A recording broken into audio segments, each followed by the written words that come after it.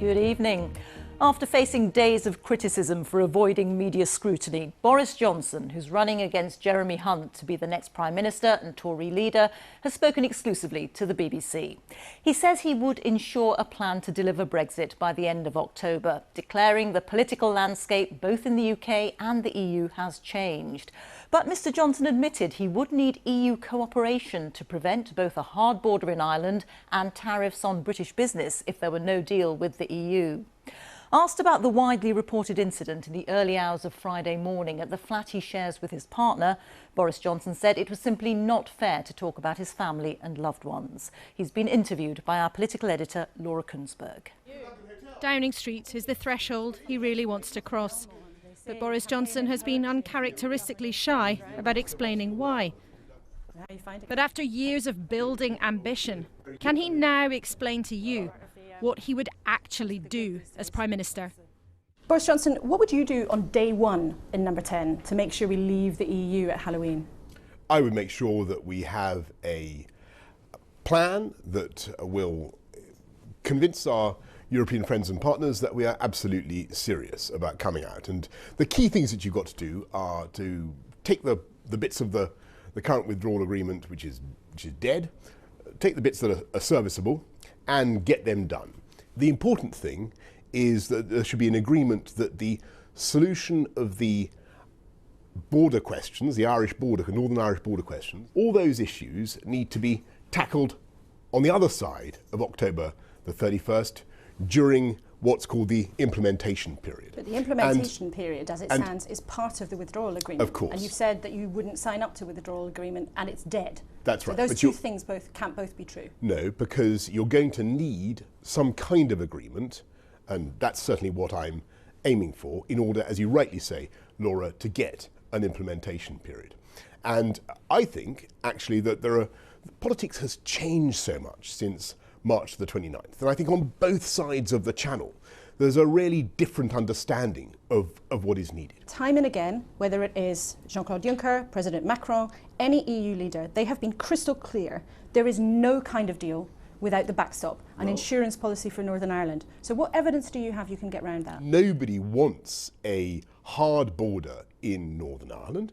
And indeed, nobody believes that it will be necessary. If you want to be Prime Minister, you have to tell people how you would do it. You can't just wish it to be true. Let me tell you, there are abundant technical fixes that can be introduced to make sure that you don't have to have checks at the border. You're right, Laura, that there's no single magic bullet, but what there is a wealth of experience, a wealth of solutions, and what's changed now is that there's a real positive energy about getting it done. If you cannot get the agreement, that sounds like you crossing your fingers. No. You are clear, we would leave, you would take us out at Halloween without a deal. An absolute guarantee? You have to be, of course. My pledge is to come out of the EU at Halloween, on the 31st of October. You've got to understand, Laura, listening to what I just said, that is not where I want us to end up. It is not where I believe for a moment we will end up. But in order to get the result that we want, the commonsensical thing to do is to prepare for a WTO exit. Would you really be willing as Prime Minister to face the consequences of no deal, which could mean crippling tariffs on some businesses, it could mean huge uncertainty over what on earth happens at the Northern Irish border, it could mean huge uncertainty for people's livelihoods and people's real lives. Now, in the real world, as Prime Minister, I know you dispute how bad it would be, but are you willing to face the consequences of what a no deal might mean for the people of this country? In the real world, the UK government is never going to impose checks or a hard border of any kind in Northern Ireland. That's just number one. Number two, in the real world, the UK government is not going to want to impose tariffs on goods coming into the UK. But it's not just up to the UK. That's right, I'm coming to that point. It's not just up to the UK. Of course that's right, Laura. It's not just up to us. It's up to the other side as well. Where he goes, controversy often follows, though. These loved-up pictures of Mr Johnson with his partner, a far cry from the police arriving at their flat days ago. Can you just tell us what happened at your partner's home a couple of nights ago? I would love to tell you about all sorts of things, Laura, but I've made it a rule over many, many years. I do not talk about stuff involving my family, my loved ones, and there's a very good reason for that. And that is that if you do, you drag them into things that really is not in a way that is not fair on them. But does your privacy mean more to you than the public's ability to trust you? Because part of trust is being open, it's being accountable, it's being transparent. I get that, I totally get that. But my key point, though, is that the minute you start talking about your family or your loved ones, you involve them in a debate that is, in a way, that is simply unfair on them. But you seem to care about your privacy so much that yesterday a photographer or someone with a phone just happened to stumble upon you in the middle of the Sussex countryside. I mean, aren't you just trying to have this both ways? And I just do not go into this stuff, and there's a good reason for it. Because actually, I think what people want to know is what is going on with this guy. Does he, when it comes to trust or when it comes to character, all those things, does he deliver? Because there are plenty of people, even in the Conservative Party, who worry that you do not stick to what you promise. Well, I think they're talking absolute nonsense. Why do so many Conservatives worry about you sticking to your word or being careless with the truth? I mean, you said it only a few weeks ago you would raise tax for the wealthiest in society, then that became an ambition. You said you'd lie down in front of bulldozers at Heathrow, and now you're wobbling. And most importantly, when it came to the British citizen Nazanin Zaghari-Ratcliffe, you put her in danger by being careless with the facts. I mean, do you think you've sometimes been careless with the truth? Look, on take Nazanin Zaghari-Ratcliffe and the other very difficult consular cases that we have with Iran.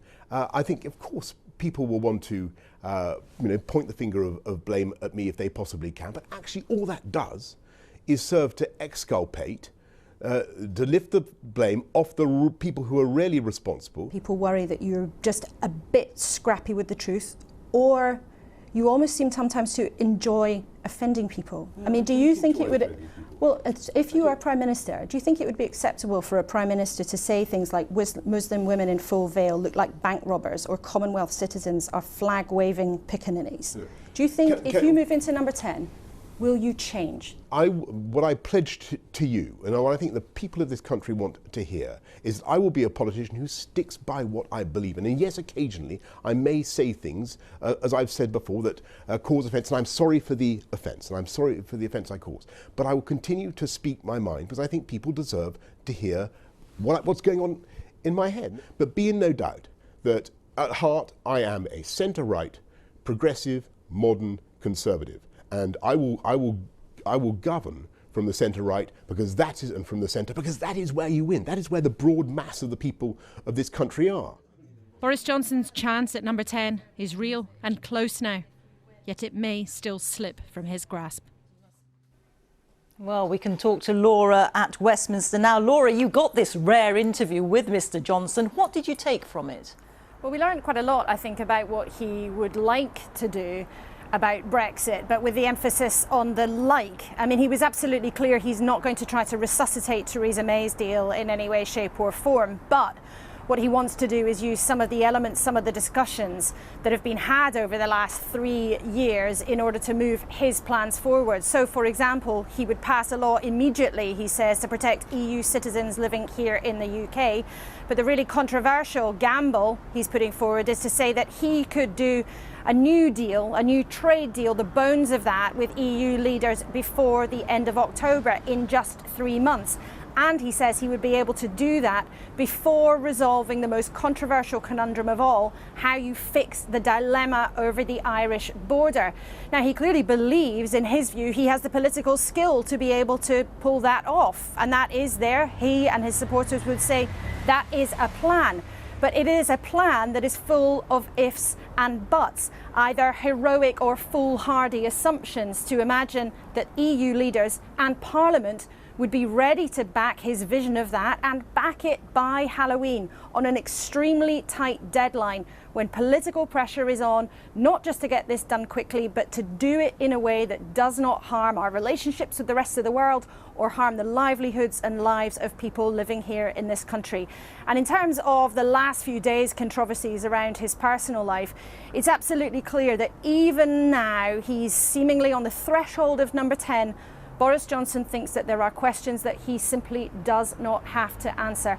And for a politician about whom many people have their doubts about his character, that is something I think is still going to follow him around unless he is willing to give more. But there may well be Conservative members and members of our audience tonight listening to him talking about defending what happens behind closed doors who think that is the right approach to take, even though for some people there's no question that he ought to be more open about exactly what has been going on.